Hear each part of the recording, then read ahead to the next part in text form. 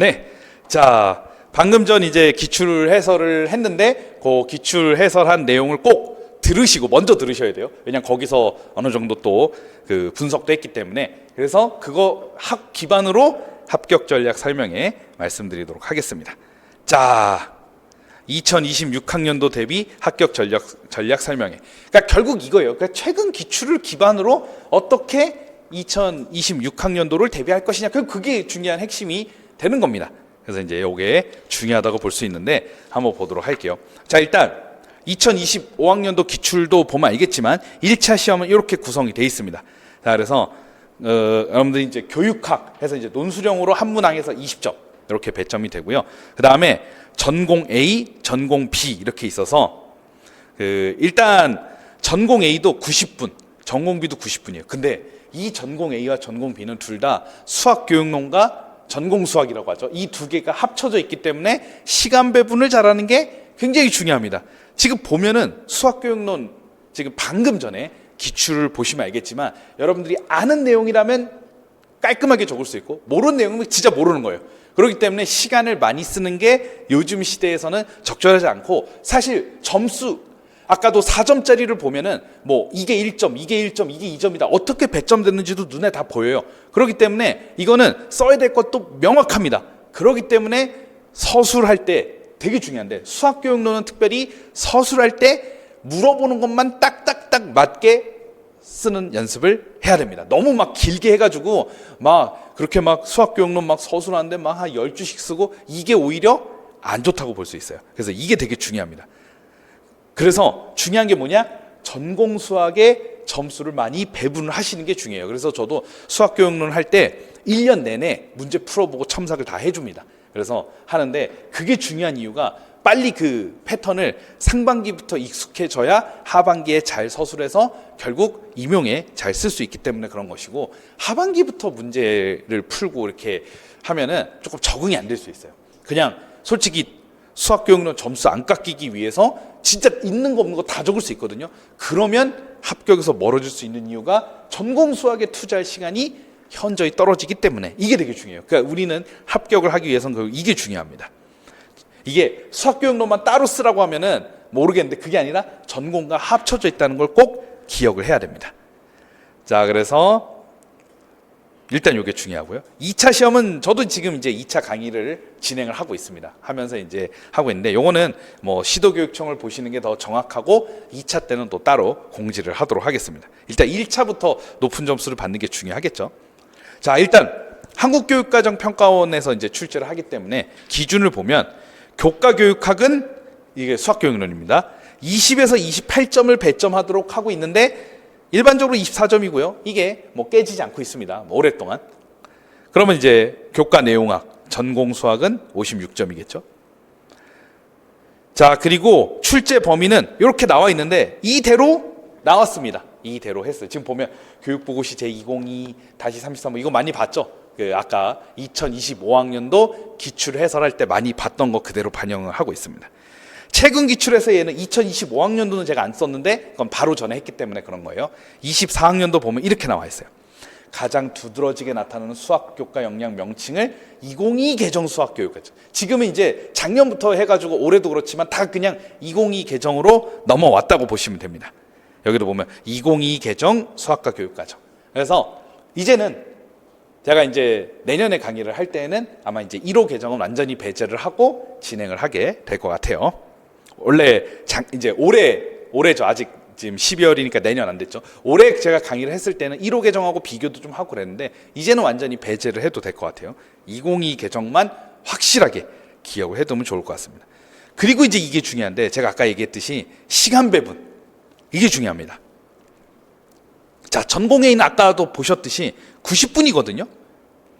수교로는 기입형 하나, 서술형 두 개로 구성이 되어 있습니다. 그래서 제가 아까 2025학년도 기출 해설했을 때 1번부터 3번까지가 그 전공 A였어요. 그래서 맨 처음에 기입형 하나, 그 다음에 서술형 두 개였습니다. 자, 그러면 여기서 중요한 게 시간 배분인데, 기입형은 대략 3분 내외, 그러니까 3분 정도 넘어가면 쉽지 않다고 봐야 돼요. 아까 뭐 맨 처음 문제 나왔을 때 이제 변수하고 미지수였잖아요. 이것도 3분 내로 답을 했어야 되는 내용이었습니다. 그다음에 서술형은 7, 8분. 이렇게 생각해 보면 7, 8분 더 막 문제 해석하고 답 쓰고 답 이렇게 수정하고 하는 게 7, 8분. 그러면 이거 20분 딱 써야 됩니다. 20분 넘어가면 안 된다고 보시면 돼요. 나머지 70분을 전공 수학에 사용해야 합격을 할 수 있어요. 수학교육론의 시간을 제가 지금 수학교육론 합격 전략 설명했지만 결국 합격을 위해서는 이게 전공하고 같이 융합을 할 수밖에 없거든요. 그렇기 때문에 수학교육론 서술을 핵심적인 것만 딱딱 쓰는 연습을 잘하는 게 핵심입니다. 이게 제일 중요해요. 그래서 막 답안 길게 막 쓰는 게 답이 이제 중요한 게 아니라 핵심을 잘 적는 게 중요하거든요. 그래서 20분 정도 사용을 해야 됩니다. 핵심만 잘 적으면 되기 때문에 그게 중요해요. 그리고 되도록 이제 가능하다면 제가 아까 2025학년도 기출해서도 했지만 본문에 답이 잘 나와 있으면 그대로 적으면 돼요. 그러니까 괜히 막 창조해서 쓸 것도 없어요. 그래서 중요합니다, 이게. 자, 그러면 전공 B는 기평하나 서술형 3인데 그 전공 B는 아까 우리 그 급진적 구성주의 그런 얘기 했었죠. 거기서부터 시작이 되는 게 전공 B고 그거 한 문제, 서술형 3문제. 그러면 대략 25분 정도 사용하는 게 맞아요. 이거 3분, 그 다음에 얘 대충 7, 8분, 그러면 한 25분 정도? 뭐 조금 하면 27분? 뭐 이 정도. 너무 많이 쓰면 안 된다는 겁니다. 그래서 너무 열심히 서술해서 많은 시간을 할애하는 것 그리 좋은 전략이 아닙니다. 저도 문제를 낼 때 이 요즘 트렌드는 적어야 될 게 거의 정해져 있습니다. 딱 정해져 있어요. 그러니까 이것만 딱딱 적느냐로 저도 평가를 할 거예요, 그렇게. 그래서 그게 되게 중요하다. 그래서 B포용지 기준으로 4-5줄, A포용지 기준으로 6에서 8줄. 저도 대부분 이걸 맞추려고 했습니다. 근데 이제 제가 이제 그 아까 2025학년도 기출에 대한 서술은 이제 컴퓨터로 하니까 조금 뭐 자간도 좀 잘 보이게 했어요. 근데 이제 아마 여러분들이 직접 서술하면 조금 더 땡겨 쓸 수 있을 거예요. 너무 많이 쓰시면 안 됩니다. 그렇게 해서. 그래서 제가 A4 지금 제가 요런 용지로 이제 컴퓨터로 적을 때는 좀 줄이 좀 길 수도 있는데 생각보다 여러분들이 적을 때는 이제 조금 더 이제 줄을 작게 해서 적을 수 있어요. 그래서 중요한 건 뭐냐? 너무 많이 서술하지 않아야 되고 핵심만 찝어내는 게 중요하다. 이렇게 말씀을 드립니다. 그래서 감점을 받지 않기 위해서 무리하게 10줄 넘겨 꼼꼼하게 하는 게 권장되지 않습니다. 너무 많은 시간을 수교론에 할애해서 전공수학 서술 시간이 부족하면 이거는 불합격으로 가는 지름길이 됩니다. 그래서 절대 수교론은 그래서 가장 중요한 게 뭐냐? 1월부터 서술 양식을 파악해서 깔끔하게 핵심만 서술하는 연습을 하는 게 제일 중요하다. 요거를 말씀을 드리고자 합니다. 그래서 1월부터 서술 전략을 이제 갖는 게 중요해요. 제가 그래서 요거를 강하게 느꼈기 때문에 1월부터 매주 5문제, 최소 5문제씩 이제 문제를 항상 드리고 여러분들이 서술하고 피드백, 첨삭을 해 드리는 그런 거를 계속 하고 있습니다. 그래서 정교하게 서술하고 다듬는 게 중요하다. 이건 무슨 말이냐? 이거는 핵심만 잘 적는 거를 해야 된다. 그 말 뜻입니다. 그래서 개념을 명확하게 이해하고 맞는 것만 딱딱 서술하는 게 중요하다. 이렇게 될 수 있어요. 그래서 하반기부터 시작하면 약간 좀 서술 방식이 좀 잘 정착되지 않을 수 있어요. 이게 제가 많이 이게 경험했는데 그냥 이제 뒤늦게 시작하면 감점을 받지 않기 위해서 그냥 다 써요. 자기 알고 있는 걸. 근데 이러면 너무 길어져서 시간이 너무 오래 걸립니다. 그래서 약간 불안하더라도 딱 핵심만 적는 연습을 해야 되는데 그게 불안감이 없어지기 위해서는 그럼 상반기부터 그 서술 양식이 잘 정착되는 게 너무 중요하다. 이렇게 볼 수 있습니다. 자, 그래서 제가 이걸 기반으로 그럼 어떻게 강의를 할 것이냐 이렇게 봐야 되는데 일단 그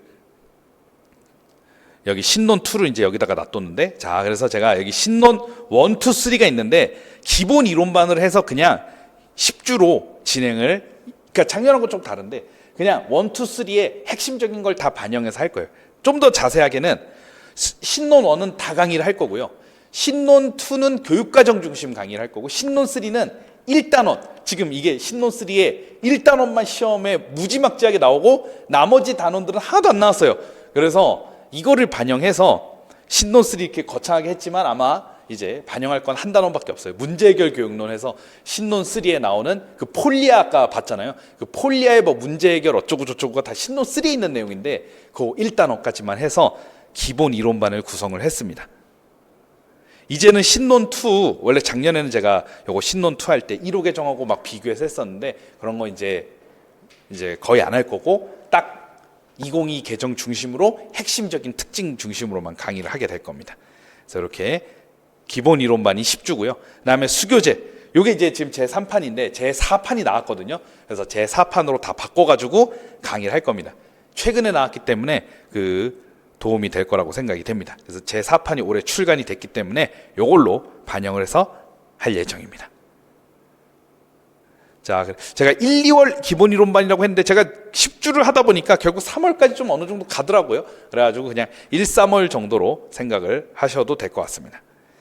자, 그렇게 되고 그다음 이제 일단 이게 기본 이론이고요. 근데 올해는 지금 심화 이론 여기 이게 약간 퐁당퐁당 하는데 어느 해에 얘가 심화 이론인데 이제 우정호 교수님이 이제 출판한 책이거든요. 요게 수학습 지도 원리와 방법이 여기 수학교육학 신론이 이제 기본 이론서인데 이거의 어떤 약간 어머니격, 아버지, 부모격 역할을 합니다. 자, 그래서 약간 더 이론이 더 상세하고 세부적인 게 나와 있고요. 얘는 아까 그 수학교육과정과 교재연구 우리가 줄여서 수교재라 그러는데 얘의 어떤 모체가 되는 즉 약간 부모의 역할을 하는 상중하가 있어요. 근데 이거 다 하기에는 너무 무리수가 큽니다. 그래서 여기서 좀 딱 추출해가지고 요약된 강의를 심화 이론으로 할 건데 이 심화 이론이 퐁당퐁당한 느낌이에요. 보시면 이게 보면은 어느 해에는 나오고 그 다음 해는 아예 안 나오고 올해는 아예 안 나왔어요. 2025학년도는 심화 이론 안 나왔어요. 그러면 오히려 내년에는 한 문제 정도 영향을 줄 수 있습니다. 작년엔 또 나왔어요. 그게 이게 약간 퐁당퐁당하니까 아마 내년에는 여기서 한 문제 정도의 영향력으로 나올 수 있어요. 그렇기 때문에 이 책을 공부하는 게 중요하다고 볼 수 있겠습니다.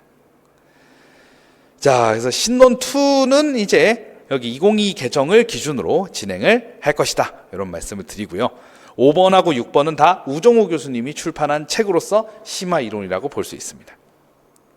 근데 이거를 다 하는 건 무리가 있고 신논 3에 1단원 빼고는 다 심화 이론이거든요. 그래서 여기서 2단원부터 나머지 단원까지 추출, 수학습 지도 원리와 방법에서 추출, 학교 수학의 교육적 기초에서 추출, 다 추출해요. 이건 다 하면은 어리석습니다.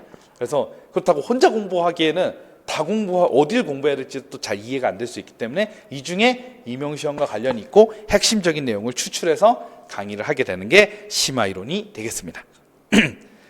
자, 그 다음에 이제 3, 4월에는 주로 그 다음에 이제 아까 얘기했듯이 교과서가 굉장히 중요합니다. 교과서 내부를 잘 알아야 돼요. 지금 지도 방법도 지금 아까 원과 직선의 위치 관계도 다 교과서 내용을 알아야지. 저도 이제 블로그 같은 거 질문 봤는데 이 아까 D하고 R, 즉 원의 반지름의 길이와 원과 직선 사이의 거리 관계를 이용해서 하는 거를 모르시는 분들도 있어가지고 질문이 좀 있었습니다. 그렇기 때문에 이건 교과서 내용을 또 잘 알아야 되거든요. 그래서 이것도 또 필수적으로 중학교하고 고등학교 교과서는 여러분들이 잘 훑어볼 필요가 있다. 그래서 이게 중요하다고 볼 수 있겠습니다. 자, 주요 변동사항 이걸 이제 주로 할 건데, 자 여기서 이제 중요한 게 상자 그림이 추가됐다. 이게 중요하죠. 그래서 이거 작년에도 뭐 했던 건데 진짜 시험에 이렇게 나옵니다. 아마 내년에는 이런 게 나올 수 있어요. 행렬이 추가가 재도입이 됐어요. 행렬이 추가가 된 거거든요. 그래서 행렬에 대한 게 나올 수도 있어요. 그래서 꼭 잘 알아둘 필요가 있겠습니다. 그리고 여기 증명 용어를 재도입했습니다. 그래서 이번에 본문에서 증명이라는 용어를 쓰고 정당화 방법에도 나왔죠. 그러니까 지금 이게 추가된 내용이 되게 중요해서 다 출제가 된 거예요. 이게 통계 대표값 추가. 물론 이게 직접적으로 나오진 않았지만 아까 평균값, 뭐 중앙값 이런 얘기 나오잖아요. 중요하니까 다 임용 지문에 직간접적으로 언급이 되는 겁니다. 중요하기 때문에. 근데 이번에 안 나온 게 행렬 관련해서 안 나왔단 말이에요. 이러면 행렬 관련해서 내년에 나올 수도 있고요. 여기 이제 중요하겠죠. 그리고 도형의 방정식. 아까 원과 직선 이게 공통수학 2로 나왔다는 거 또 직간접적으로 다 반영이 된 겁니다. 그래서 1호 개정에서 2 개정으로 변화된 것들이 이렇게 나오거든요. 그래서 잘 기억을 해둘 필요가 있는데, 그래서 이제 특별히 올해는 중학교 1학년 고등학교 공통수학 1, 공통수학 2 이게 고1 때 배우는 건데 이게 2022 개정으로 나왔으니까 그거를 반영을 해서 강의를 진행할 예정입니다. 그래서 알아두셔야 될 필요가 있겠죠. 그래서 행렬. 그래서 제가 이 행렬 대해서 또 자세히 얘기를 해드릴 거고요. 그 다음에 자료화 가능성 영역으로 바뀌었다고 말씀드렸고, 상자 그림과 산점도가 추가됐는데 여기서는 상자 그림이 아까 정답이었죠. 그래서 알아둘 필요가 있습니다.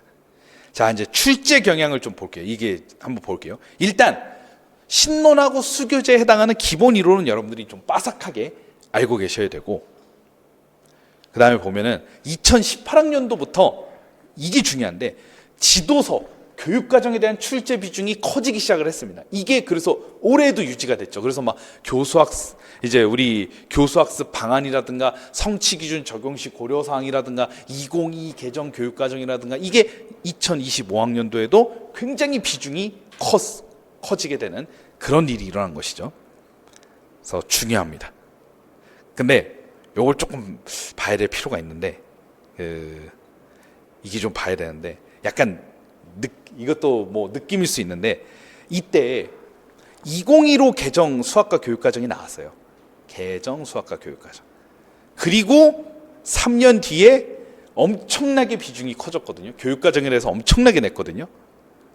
자, 그리고 우리가 2022 개정이 나오고 2025학년도에 또 교육과정, 집 보면은 2025학년도 제가 기출해설한 걸 보시면 알겠지만 엄청나게 교육과정이 많이 나왔어요. 그리고 2019학년, 그래서 이렇게 막 지금 보면은 2018학년도에 이렇게 막 교육과정 이거 알아야 뭐 여기도 채워오는 내용 이런 게 출제가 됐습니다. 그리고 공부 개정하고 막 비교도 하는 내용이 나왔어요. 자, 그랬는데, 자, 이걸 보면, 그래서 여기 막 상관관계, 연립부등식 막 이런 것도 알았어야 되는데 이거 되게 많이 틀렸거든요. 자, 그랬는데 2019학년도를 보면은 조금 방향성이 달라진 게 뭐냐면, 변별력을 위해 한 문제는 심화 이론서를 제대로 공부를 해야 해결할 수 있는 문제가 나왔어요.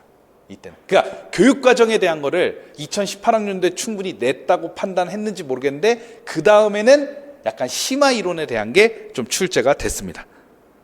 그래서 옛날에는 심화 이론이 수학교육학 신론 2의 심화 이론이 있었는데 이제는 분리가 됐습니다. 수학교육학 신론 2는 완전 교육과정에 대한 책이 됐어요. 이제는.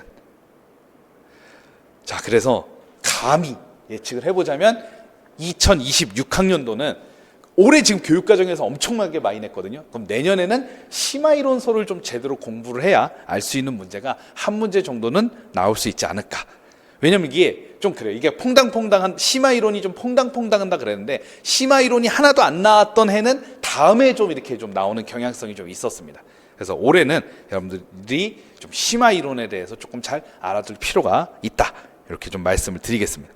그러다가 또 2020학년도엔 또 교육과정 비중이 커졌어요. 약간 교육과정이 갑자기 비중이 커지거나 아니면 다음에는 심화 이론이 좀 비중이 커지고 또 교육과정 뭐 이런 식으로 좀 이렇게 퐁당퐁당하는 그런 느낌이 있는데, 그래서 2020학년도에는 이게 나왔어요. 원의 현에 관한 성질. 지금 임용이 원에 대한 거 되게 좋아해요. 그래서 2020학년도에서 원하고 통계 되게 좋아하거든요. 그래서 원이 2020학년도에 이렇게 또 출제가 됐어요. 그래서 여기 뭐 물어봤냐면 정당화 방법. 이게 되게 좋아해요. 2020학년도에 정당화 방법 물어봤잖아요. 또 2025학년도에 또 정당화 방법 물어본 겁니다. 그래서 옛날에는 연역적으로 논증 이 말을 썼는데 이제는 2022 개정에서는 증명이라는 용어를 씁니다. 근데 여기 보시면 알겠지만 빈칸 채우기 문제, 막 빈칸도 채워야 되고 그 교과서 내용을 되게 잘 알아야 되는 문제들이 나왔어요. 그리고 보면은 자료일과 자료위에 사용한 정당화 방법. 그래서 이것도 관찰이나 실험을 통해 확인하게 하고, 여기는 이제 연역적으로 논증하기를 썼어야 되는데 이제 2022 개정 수학과 교육과정을 근거로 했을 땐 자료 이 부분은 뭐다? 증명이 되겠죠. 그렇습니다. 자, 그 다음 또 볼게요. 그리고 또 아까 통계, 뭔가 좀 올해 기출하고 되게 뭔가 구성이 좀 비슷해요. 통계 나왔잖아요. 또 통계 되게 좋아합니다. 임용 기출이 참 통계를 좋아해요. 그래서 여기는 상관관계가 나왔거든요. 상관관계에서 나왔는데 이번에는 상자 그림이 나왔죠. 통계를 좋아합니다. 그래서 평가 좋아해요. 그래서 막 이렇게 평가 같은 거, 뭔가 좀 올해 기출하고 좀 많이 유사한 부분들이 좀 있었던 것 같습니다. 근데 이게 2021학년도에도 보시면 교육과정이 또 비중이 됐어요. 그렇다고 제가 심화 이론을 또 하라고 했지만 교육과정을 무시하라는 말은 아니에요. 교육과정은 지금 보면 2년 연속 되게 그 중요도를 높여서 출제가 됐었죠. 근데 이제 심화 이론은 좀 약간 퐁당퐁당하게 나올 때 있고 안 나올 때 있고 나올 때 있고 안 나올 때 있고 이렇게 좀 생각하시면 됩니다. 교육과정 비중이 매우 커졌어요. 그래서 대표적으로 2021학년도 이제 학생 A의 수학 이익이 나옵니다. 아까 뭐 학생 2025학년도 보면 학생 A가 자기 스스로 평가를 한 내용들도 나오죠. 이렇게 일지도 이렇게 나옵니다. 그다음에 교사가 나눈 대화. 여기 보면 자료를 대표하는 값. 되게 자료를 대표값 이런 거 되게 좋아해요. 그래서 많이 나옵니다. 그래서 뭐 최빈값 나오고 그랬죠. 그래서 막 사회적 구성주의하고 급진적 구성주의 이것도 많이 나옵니다. 자, 그다음 보도록 할게요. 그다음에 여기 보시면 이 부분이 또 뭐가 나왔느냐? 이 부분이 이게 나왔어요. 그 교육과정의 평가의 방향이 교수학습 방법에 제시된 것 중에 선택된 걸 쓰고, 이거 아까 우리 그 탐구학습 설명식 교수 그런 거 했던 거 있잖아요. 거기서 찾아서 쓰라는 거였어요. 근데 여기는 토의 토론 학습이었어요. 답이. 왜냐하면 아까 토의 토론 학습이 뭐였어요? 특정 주제에 대해서 이렇게 하는 거잖아요. 이거는 교사가 이게 토의 토론 학습이 딱 이거예요. 여기 보시면 문제를 볼게요. 삼각함수 단원이 나오고요. 여기 보시면 y는 a sin x의 a 값을 다르게 해보고요.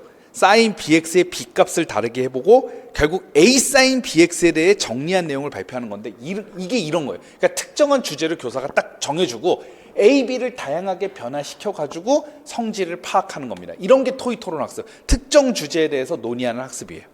그래서 여기는 토의 토론 학습이 정답이었던 내용이었습니다. 그래서 여기 보시면 1호 계정은 이렇게 나와 있어요. 설명식 교수 똑같죠? 똑같아요. 2 계정하고. 탐구학습 똑같아요. 프로젝트 학습, 토의 토론 학습, 협력학습 똑같은데 매체 및 도구 활용 학습이 없어지고 뭐가 생겼냐? 수학적 모델링하고 놀이 및 게임 학습이 생긴 겁니다. 그래서 그 부분. 자, 그래서 이번에는 탐구학습이 나오고 옛날에는 토의 토론 학습이 나오고 뭐 이랬습니다. 그다음 202 계정 역시 또 교육 지도서하고 교육과정이 또 굉장히 비중이 높아졌습니다. 그래서 밑에 보시면 요게 나왔어요. 1호 계정에서는 지금 보면 이게 아직 2020학년도 요게 딱 나왔을 때 202 계정 수학과 교육과정이 이 딱 임용 출제 한 달 전인가 두 달 전인가 나왔어요. 그래서 이제 여태 반영은 못했고 1호 계정이 나왔죠. 그래서 이게 아마 교육과정 바뀌기 전에 1호 계정을 뽐뿌아 먹으려고 되게 많이 출제를 했습니다. 그 다음에 여기 2022학년도 보면 그래서 또 나왔어요. 막 교육부고시 이거 지금 1호 계정을 이제 2020년에 조금 변화시켜서 나온 거거든요. 그래서 이런 거 이렇게 출제가 됐습니다. 그래서 좀 알아두시면 좋을 것 같고, 보시면은 이게 지금 보면 이제 미적분까지 나오잖아요. 그러니까 여러분들이 미적분까지 어느 정도 교과서를 보고 있어야 돼요. 이거 교과서 그대로 있는 내용이거든요. 이거를 잘 눈여겨봤으면 여기 또 빈칸 넣기 나오잖아요. 쉽게 풀 수 있는 거고, 좀 못 봤으면 조금 어려웠을 수도 있는 문제. 그래서 이게 미적분까지 여러분들이 공부를 해야 됩니다. 아까 뭐 상가함수도 나오고 지금 미적분도 나오고 그래요. 근데 또 2023학년도에는 또 심화 이론서를 제대로 공부해야 할 수 있는 게 나왔어요. 약간 심화 이론이 좀 퐁당퐁당해서 좀 나와요. 당연히 뭐 교육과정은 여전히 비중이 있고요. 그래서 2023학년도는 어떤 게 나왔냐면 대표값으로 평균이 적합하지 않은데 그 다음에 이제 중앙값을 도입하는 거를 했거든요. 그래서 문제가 아예 이렇게 나왔어요.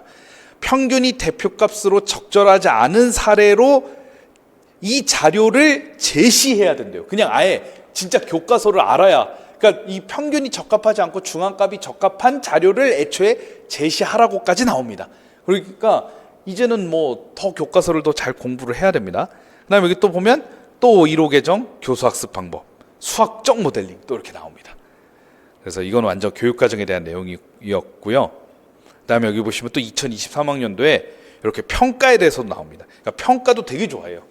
그래서 평가가 꼭 하나씩 나오려고 하고 있습니다. 그 다음에 뭐 협력학습 상황에서 아까 교수학습 방안에 협력학습 있었죠. 그래서 굉장히 교육과정을 좋아하는 문제에서 되게 그런 걸 좋아하고 있습니다. 자, 그다음 2023학년도엔 또 이렇게 나와요. 또 이게 그 신론을 또 꼼꼼히 봐야 되는 내용에서도 나왔어요. 이거 증명생성 개념인데 이거 사실 신론에서 잘 안 보고 있다가 틀리신 분들이 되게 많았던 내용입니다. 그래서 이거 보시면 굉장히 신론 1은 좀 약간 사이드에 있는 내용이었는데 이런 것도 출제가 되기 때문에 구석구석 기본 이론이지만 공부를 해둘 필요가 있게 되었습니다. 이거는 뭐 중경험주의야 뭐 누구나 알고 있는 거라서 니은 다 잘 적었는데 기억이 되게 증명생성 이게 되게 까다로운 내용이었어요. 계속 보도록 하겠습니다. 그리고 여기가 심화 이론이었어요.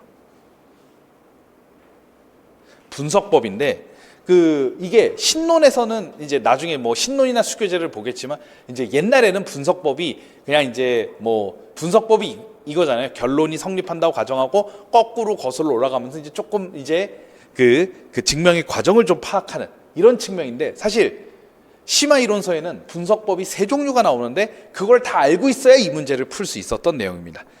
그래서 3가지가 있어요. 그래서 이제 증명에서의 분석법이 있고 작도에서의 분석법이 있는데 요 작도에서의 분석법이 심화 이론 아까 수학습 지도 원리화 방법 책 있었죠. 거기에 나오는 내용이 출제가 됐습니다. 그래서 작도에 대한 분석법이고 뭐 자세한 건 또 나중에 또 얘기를 해보도록 하고 그래서 작도하는 법을 추측해내는 그런 부분에서 분석법이 사용이 됐습니다. 그 다음에 또 있어요. 여기 보면 그다음 방정식 문제를 해결할 때 적용하는 거. 그러니까 3가지가 있어요. 증명에서의 분석법이 있고 방정식 문제풀이에서의 분석법이 있고 작도에서의 분석법이 있는데 이 3가지를 다 알아야 손쉽게 해결할 수 있는 문제였습니다. 그래서 심화 이론을 공부를 해둬야 알 수 있는 문제가 이렇게 나왔는데 이렇게 기억을 해둘 필요가 있겠죠. 2023학년도에 그렇게 나왔습니다. 그래서 심화 이론서 수학습지도 원리화 방법에서 출제가 되었습니다. 2024학년도 보면은 역시 이게 보면 기본 이론서거든요. 수학, 교육학, 신론하고 이제 수교재는 기본 이론서인데 여기에 대한 내용이 좀 비교적 쉽게 출제가 되고 교육 과정에 대해서 출제가 됐습니다. 그래서 이 부분. 근데 지금 2024학년도하고 25학년도가 둘 다 교육 과정을 중심으로 두고 기본 이론은 쉽게 출제되는 경향성이었거든요.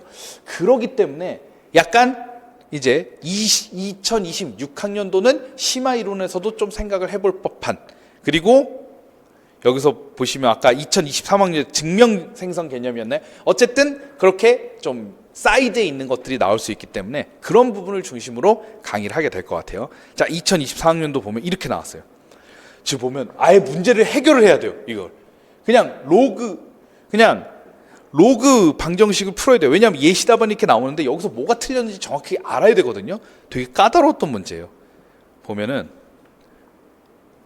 이거 막상 문제 나왔을 때 되게 굉장히 쉽지 않았던 내용이었습니다. 자, 1과 2 사이에서 만나도록 하는 모든 n의 값을 구하여라 해서 교점을 이렇게 하면 방정식은 실근을 갖는다. 적용하면 축으로 하는 포물선이므로 실근을 가지려면 자, 이게 그냥 읽다 보면 뭐 맞는 거 아니야 이렇게 생각할 수 있는데 중요한 게 이게 F1은 0 이상, F2는 0 이상 이렇게 하면 안 되는 게 F는 엿다 대입을 하는 거잖아요. 지금 이게 교점으로 하는 방정식을 새로 만들었는데 그럼 이거 함수도 다르게 설정해야 되거든요. 그래서 이제 이런 것도 다 틀렸습니다. 그래서 이게 되게 까다로운 문제였어요. 그래서 이제 채점 기준표에 따라 채점을 해야 되는 부분 이렇게 나왔습니다. 그래서 이런 것도 한번 그래서 고등학교 문제도 잘 풀어야 돼요. 이번 2025학년도 기출에서도 원과 직선의 위치 관계에 대한 다른 2가지 방법이 또 나왔기 때문에 잘 알고 있어야 된다. 이렇게 볼 수 있습니다. 또 이렇게 나왔어요. 지금 2024학년도에 1호 개정하고 이렇게 비교한 부분이 출제가 됐습니다. 그 다음에는 이것도 나와요. 중학교 입체도형 부피에 대한 건데 이거 어떻게 지도할 것인가 실제로 이런 게 본문에 나와요. 그래서 막상 보면 되게 까다로울 수 있습니다. 그래서 이게 보면은 도식으로 표현해요. 막 그림으로도 나타내야 되는 문제였습니다. 자, 그래서 이렇게 보시면 기출에 그러면 방금 전에 했던 2025학년도 기출을 보면 24학년도하고 25학년도를 좀 기준으로 보면 일단 기본 이론서에서는 좀 쉽게 나온 편이긴 합니다. 아마 조금 공부를 해보시면 알겠지만 좀 쉽게 나온 편이고 교과서와 교육과정에 정말 많은 비중을 두고 출제를 했어요. 그러면 내년에는 아마 심화 이론에서 하나 나올 수도 있을 가능성이 또 있다. 이렇게 좀 볼 수 있을 것 같습니다. 물론 교육과정을 이제 무시하면 안 되고 단 1호 개정은 이제 안 해도 되지 않을까 이렇게 생각이 됩니다. 자, 그래서 보시면 지금 뭐 2020학년도부터는 이렇게 좀 어느 정도 세팅이 됐습니다. 논술형 문제가 제외가 되고 논술형이 이제 있다가 이제 없어졌어요. 이제 이렇게 세팅이 됐습니다. 24점으로 알아두시면 되겠습니다. 그래서 기입형 하나, 기입형 하나, 서술형 두 개. 얘가 이제 전공 A고 아까 얘기했듯이 기입형 하나, 서술형 3개가 얘가 아까 얘기했듯이 전공 B. 이렇게 보시면 되겠습니다. 자, 그래서 이제 요걸 기반으로 수학교육론 학습 방법을 좀 이따가 얘기를 하고 이제 우리가 그 강의 계획서 요걸 봐야 돼요. 이제 그럼 이제 어떻게 강의를 할 것이냐. 요 강의 계획서 이제 나중에 보시고 연간 강의 계획이 중요하겠죠. 그래서 요걸 보도록 하겠습니다. 자, 그래서 자, 보시면 그럼 이제 합격을 하기 위해서 어떻게 해야 될 것이냐. 먼저 기본 이론을 철저하게 갈고 닦는 건 중요합니다. 이게 중요한 게 이론을 공부하는 것도 중요한데 뭐가 중요하냐면은 서술 양식을 익히는 게 중요해요. 그래서 제가 매주 5문제씩 직강, 인강도 다 포함입니다. 첨삭을 해드리기 때문에 50문제를 제공을 해드립니다. 그래서 여러분들이 매주 5개씩 풀면서 신론 3는 아까 얘기했듯이 1단원만 기본 이론이거든요. 그래서 나머지 단원 안 해요. 그래서 여기까지 해가지고 1, 2는 전체 강의, 물론 2도 전체 강의라고는 했지만 뺄 거는 좀 뺄 건데 어쨌든 대부분 강의한다는 얘기에서 전체 강의로 했습니다. 제 강의는 다 수요일 오전과 오후로 수요일만 여러분들이 오시면 돼요.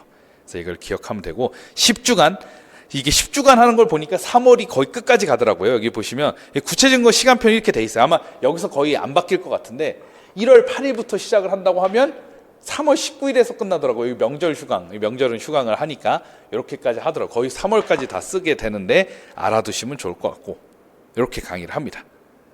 자, 그래서 이게 오전 강의고요. 그 다음에 옆에 수교재 기본 이론반은 이렇게 강의를 할 건데 이거 제4판으로 할 겁니다. 그래서 제4판에서 바뀐 게 좀 있거든요. 요거를 반영을 해서 하고 여기는 이제 58, 40문제를 제공해 드립니다. 자, 이제 끝나자마자 바로 이제 우리가 오전은 보통 이론 파트고요. 그다음에 이쪽은 이제 교육과정 쪽 이렇게 좀 보시면 됩니다. 그래서 여기 심화 이론, 신론 3 플러스 심화 이론, 수학교육학 신론 3 아까 2단원부터 이제 추출, 그리고 수학습 지도 원리와 방법. 이게 원래 본인이 혼자 공부하려고 그러면 와, 이거 너무 책도 많고 너무 까다롭거든요. 지금 책이 몇 권이냐면 신론 3 하나, 수학습 지도 원리와 방법 하나, 그 다음에 학교 수학적 교육적 기초가 상중하예요. 그러면 총 5권인데 이거를 혼자 하시기 너무 어렵기 때문에 요거에서 핵심만 추출해서 강의를 할 거고 역시 매주 5문제씩 이제 직인강 첨삭을 진행합니다. 이게 중요하고 그 다음에 이제 이쪽은 이제 교육과정 파트, 그러니까 수교 이론 파트, 교육과정 파트 이렇게 보시면 되는데 중학교 이론 적용반을 할 거고요. 2022 개정 다 반영을 할 겁니다. 다 뭐 5문제 직인강 첨삭은 똑같아요. 자, 그러면 딱 보니까 밑에 시간표를 보시면 다행히 여기까지 하면 4월까지 해서 딱 마무리가 되더라고요. 그 다음에 이제 5월, 6월은 이제 기출 해설을 해야 되겠죠. 2022부터 최근 기출까지 기출 해설을 할 거예요. 그럼 보면은 기출 해설이 양이 너무 많기 때문에 옛날 거는 조금 빠르게 진행하고 최근 거는 좀 깊이 있게 진행하고 그렇게 해서 진행을 할 겁니다. 역시 이것도 5문제씩 이때는 기출을 살짝 변형해서 비슷한 문제를 좀 풀어보는 그런 시간을 가질 겁니다. 이제 이때 고등학교는 내용이 조금 중학교 3년치에 비해서는 적기 때문에 4주면 충분할 것 같고요. 요 강의는 뭐냐면 이게 그 2009년부터 2013학년도까지는 그 객관식 문제가 나온 적이 있어요. 근데 이제 이거를 사실 그냥 흘려보내기에는 좀 아까운 문제들도 있고 좋은 문제들이 있어서 서술형으로 변형해서 문제를 풀어보고 해설하는 강의를 할 건데 이게 12문제잖아요. 이게 매주 12문제라는 뭐냐면 진짜 문제 그냥 그 자리에서 풀고 해설하고 그 자리에서 풀고 해설하고 약간 문제풀이 중심의 강의다 그런 뜻입니다. 그래서 그렇게 보시면 되고요. 이제 7, 8월 되면 이제 지금까지 했던 이론을 총 정리를 하고 그 다음 본격적으로 하반기에 들어가야 되니까 정리하고 그 다음에 영역별로 문제를 풀 겁니다. 여기도 12문제라고 12문제가 돼 있으면 요거는 자 문제 풀고 해설하고 여기에 집중을 할 거예요. 그러니까 6문제 풀고 해설하고 6문제 풀고 해설하고 그걸 반복하는 강의가 됩니다. 그럼 이제 모의고사를 보겠죠. 이 파이널 A는 그냥 수교론만 따로 하는 모의고사고 이 B는 전공수학과 통합을 해서 하는 모의고사입니다. 그래서 참고하시면 될 것 같고 그다음에 2차 대비 이렇게. 그래서 모든 강의에 제가 이제 작년부터 좀 적용을 했는데 그 제가 이렇게 필기 하잖아요. 그 실제 강의할 때 조금 더 잘 필기를 하긴 할 건데 요거를 제공을 해 드릴 겁니다. 어떻게 제공하느냐? 그 직강 인강생 자료실에 올려 드릴 거예요. 그럼 여러분들이 그 혹시 이게 필기하다도 놓친 게 있을 수 있잖아요. 그럼 이제 그런 것들을 다시 복습하면서 다시 확인할 수 있으니까 좀 도움이 될 것 같아서 요거 추가를 했고요. 그다음에 빈칸 채우기 자료를 제공할 건데 그 개념들 있잖아요. 개념 이렇게 막 몇 줄 이렇게 써 있으면 이렇게 딱딱 써 있으면 여기에 이제 딱 빈칸. 그래서 예를 들어 이제 이 부분을 이제 싹 지우고 이제 얘를 이제 그냥 밑줄만 쳐놓는 거죠. 그래서 여러분들이 이거 채워 넣는 이런 것도 매주 드릴 겁니다. 그래서 여러분들이 이거 빈칸 그래서 오늘 만약에 진도를 나간 만큼 풀어보는 거죠. 그걸 풀어보면서 개념 복습이 더 확실하게 될 수 있도록 진행을 할 겁니다. 그래서 이렇게 진행하면 되고요. 얘는 뭐 조금 이상하죠. 얘는 뭔가 이렇게 돼 있는 게 왜냐하면은 이 단기한 성반 강의 나가고 바로 오후에 문제 풀기 좀 그렇잖아요. 그래서 한 주 있다 풀어본다 그런 의미에서 그렇게 했습니다. 나머지는 이제 얘는 추후 공지가 될 거예요. 그래서 이렇게 해서 1년간 이렇게 하시면 기본 이론 여기가 기본 이론, 심화 이론과 교과서, 그다음에 기출 해설 이렇게 이제 진행을 하게 됩니다. 솔직히 이 심화 이론은 한 문제 때문에 한다라고 봐도 과언이 아니지만 어쨌든 이거를 안 해서 이제 그 합격선에 못 다다르는 것보다는 훨씬 낫겠죠. 그래서 심화 이론도 할 필요가 있다. 이렇게 볼 수 있겠습니다. 자, 그래서 이렇게 이제 1년간 이렇게 진행을 하면 된다는 걸 기억하시고요. 마지막 다시 합격 전략 설명회로 가서 여기는 그 수학교육론 이제 학습 방법 요거에 대해서 이제 말씀을 드립니다. 일단 수학교육론이 그 변별력이 이제 많이 떨어졌다고 해야 될까요? 그 많은 사람들이 감점을 잘 안 당해요. 그래서 그 합격을 받으려면 어쨌든 22점은 넘어야 된다 이렇게 봐야 됩니다. 채점 기준도 되게 명확해졌기 때문에 이게 중요한데 전공은 솔직히 40점 이상 받는다? 이거는 그냥 초특급이라고 보면 돼요. 이건 거의 불가능하다. 거의 반 맞추는 경우가 되게 많아요. 그러니까 되게 까다롭습니다. 그래서 일단 1차 목표 사실 요 80점도 옛날 기준일 수도 있는데 요즘 80점 나오면 이게 우리가 2차까지 생각해 보면 어느 정도 그 좀 합격선에 보다 그래도 한 6점에서 10점은 그래도 더 받는 거를 목표로 하긴 해야 돼요. 그래야 2차 때 또 이제 그 반영할 수가 있는데 사실 교육학, 수교론, 전공 40점 이거 되게 쉽지 않습니다. 일단 이거는 트렌드에 맞게 30점으로 줄여야 될 수도 있어요. 전공은. 어쨌든 70점 또는 80점을 기준으로 해야 1차 목표. 이게 달성되면 진짜 전공에 많이 신경을 써야 돼요. 그래서 수교론은 웬만하면 그냥 강의로만 거의 때우시는 게 좋습니다. 따로 막 열심히 공부하기보다 전공 수학에 진짜 시간을 많이 들여야 되는 트렌드가 됐어요. 근데 22점 받으려면 아까 얘기했듯이 심화 이론을 무시할 수가 없습니다. 그렇기 때문에 이제 거의 완벽하게 숙지하는 게 필요하다. 이렇게 볼 수 있어요.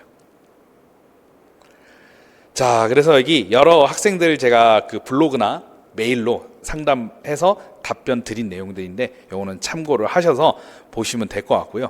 그래서 이제 결론적으로는 그 스스로 뭐 수교론을 공부할 때에도 제 강의 스케줄에 따라서 하시는 게 좋고요.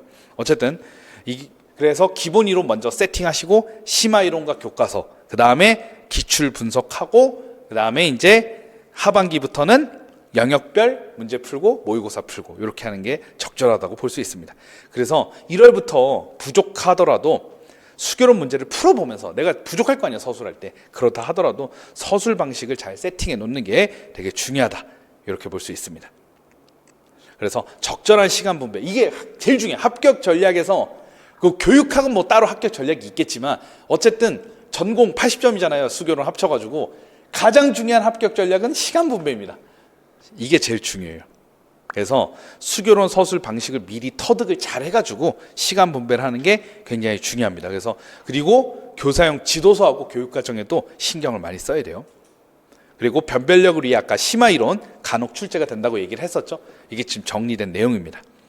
하지만 기본적인 수교론 필수 기본 이론 외에 모든 것을 혼자 하기엔 너무나 많은 시간이 걸리기 때문에 이제 약간 심화 이론을 강의로 이제 해결하는 게 좋을 수 있죠. 그래서 이렇게 공부 방향을 잡으시면 될 것 같습니다. 그래서 중요한 건 이제 제가 생각할 때 정말 중요한 건 1월부터 열심히 서술 양식이나 그런 방법을 터득하셔가지고 시간 배분 잘 하시고 전공 수학과 함께 점수를 잘 맞는 게 합격 최우선 전략이다. 이렇게 볼 수 있겠습니다. 그래서 수교론을 1월부터 잡지 않으면 나중에 하반기 때 실제 문제 풀 때 수교론에 너무 많은 시간을 쏟다 보니까 전공을 제대로 뭔가 이제 풀 시간이 없는 이런 이제 의견들이 되게 대부분이거든요. 그래서 1월부터 그걸 잘 잡는 게 굉장히 중요하다. 이렇게 볼 수 있겠습니다. 자, 그래서 여기까지 해가지고 합격 전략 설명에 이렇게 이제 진행을 할 거고요. 뭐 자세한 건 이제 또 제가 블로그, 여기 또 블로그 주소도 있죠. 블로그에 또 필요한 것들을 제가 계속 공지를 하거든요. 그래서 또 참고해 주시면 좋을 것 같고요. 이렇게 해서 또 1년간 또 열심히 수학교육론 공부를 같이 하면 좋을 것 같습니다. 자, 그러면 그 2026학년도 대비 합격 전략 설명회는 여기서 마무리하도록 하겠습니다.